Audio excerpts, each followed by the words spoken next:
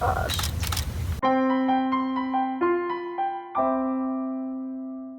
Last weekend, I visited my friend Annie. She took me to photograph the Salt River Wild Mustangs. Now, there was no guarantee we would even find the horses, but what happened next went way beyond my expectations. The reason I was in Arizona was to attend the American Horse Publishers Conference in Scottsdale.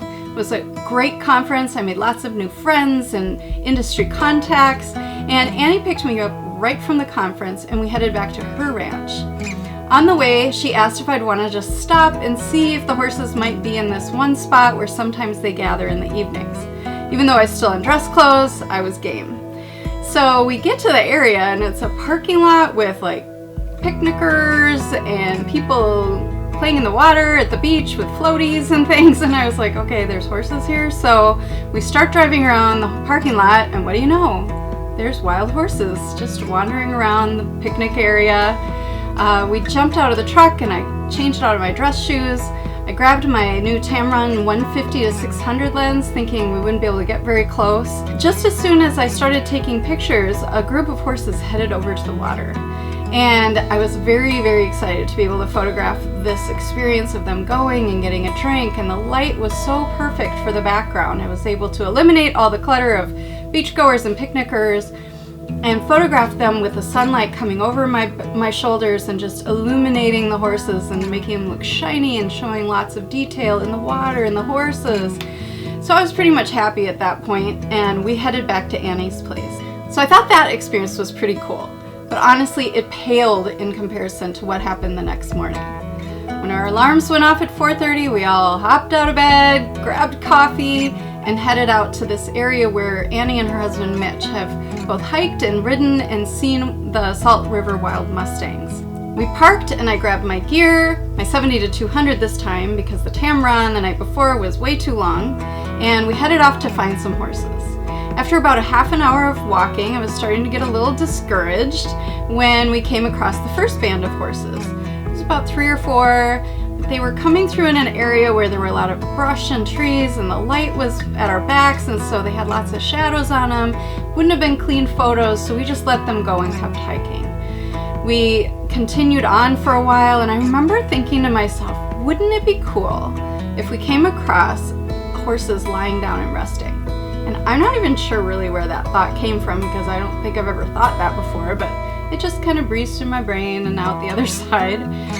And we came out into a clearing area and saw this band of wild horses walk by us, and we decided to follow them.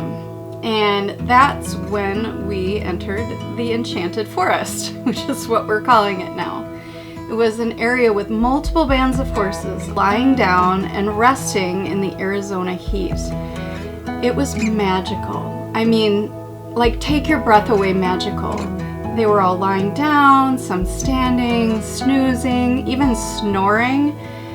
And so we quickly, very gently and quietly moved around to the side where I could backlight everything. That would make the light clean, and I really like backlight, and so that's what we did. And as we settled in to photograph the horses, this beautiful dust started to rise whenever the horses would move, and it would create this like fog around the horses, and the light coming through from the sunshine on the other side would illuminate them as rays of light. I mean, I was just beside myself and trying to photograph it, and it was a little bit challenging because we were kind of in the woods and the trees, and there were lots of things in the way. So I really had to think about composition and angle and do all of this and hope the horses would just stay where they were. And I just am almost speechless at the images that I was able to create in this situation. The horses took almost no notice of us. We kept a very respectful distance, we worked very quietly, and I was able to create a huge variety of images. The other thing I made sure to do was to put my camera down and just experience the moment. I know not many people have the opportunity to just be in proximity to completely wild horses like this, and I just wanted to watch. I just wanted to be in the moment with my eyes, seeing with my eyes versus looking through a lens. It's so easy to get caught up in getting the perfect picture, the most exciting picture, that you miss being in the moment. We watched as herd dynamic, stallion drama, even loving affection played out in front of us. I have photographed wild horses before, but I've never been this close to them, so it was very special for me. Even now, it seems like some kind of perfect dream I had once, and I'm so glad I have photos to remember it by. I'm going to leave you today with some of my favorite photos from my time with the Salt River Mustangs.